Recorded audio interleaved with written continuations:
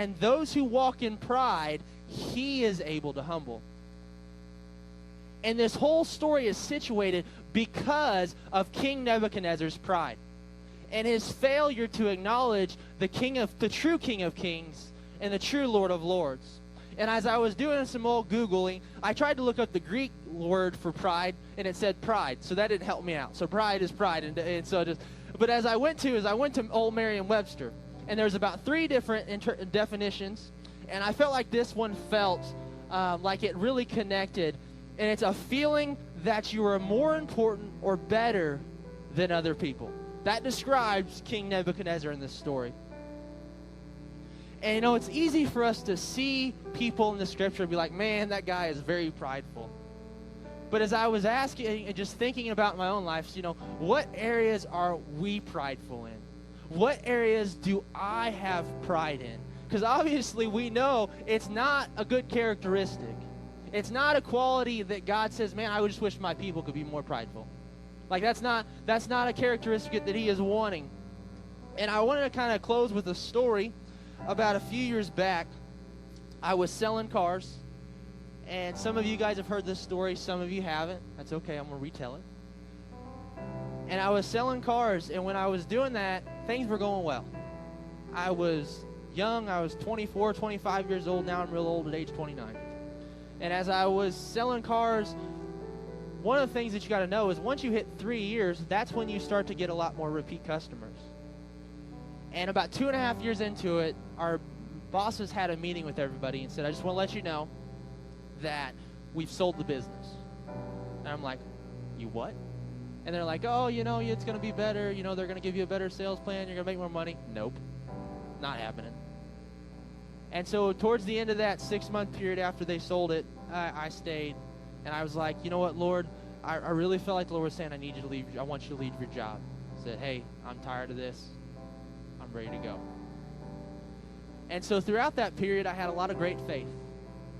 I had a lot of big faith. I just knew God was going to give me a better job. God was going to make it quick. He was going to make it speedy because I have a lot of faith. I believe that God was going to make an easy transition for me because I knew the Lord was calling me to leave my job. And so I left it, I think it was like November 1st or somewhere around there. And I began to pray, God, I pray that you give me a job with better pay, better hours, better benefits by December 1st. Guess what happened December 1st? There was no job. The only thing I had was I had a pastor randomly call me at the time.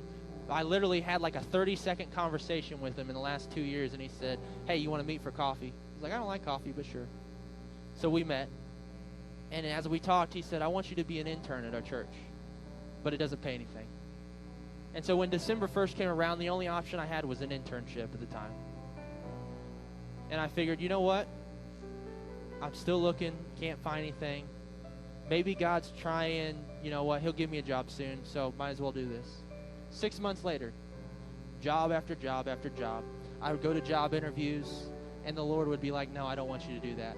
I'm like, what do you mean? Or they would literally offer me the job, and I'm like, yeah, I can't do this. And then all I did was, during that time, I began to work for a guy just part-time. Hours were real skewed. There wasn't much to them. They weren't dependable. I made like $8 or $10 an hour part-time. And it was back-breaking work, tearing up floors, tearing out walls, all these different things. And there was one particular scripture that entire time that kept coming up to me as I would go to the Lord in prayer, because I spent more time seeking him, more time praising him than I had ever. I think I read through the Bible in that entire 9-month period or whatever it was. And it was simply this on the screen, James 4:10. Humble yourselves before the Lord, and he will exalt you. And it came up to me over and over and over again. So I want to ask you guys in your own life, what are the areas that you can work on? What are the areas that maybe the Lord's trying to do something in you, but he can't because your pride's in the way? Maybe there's something in your own life that he's trying to do, but he can't get your attention.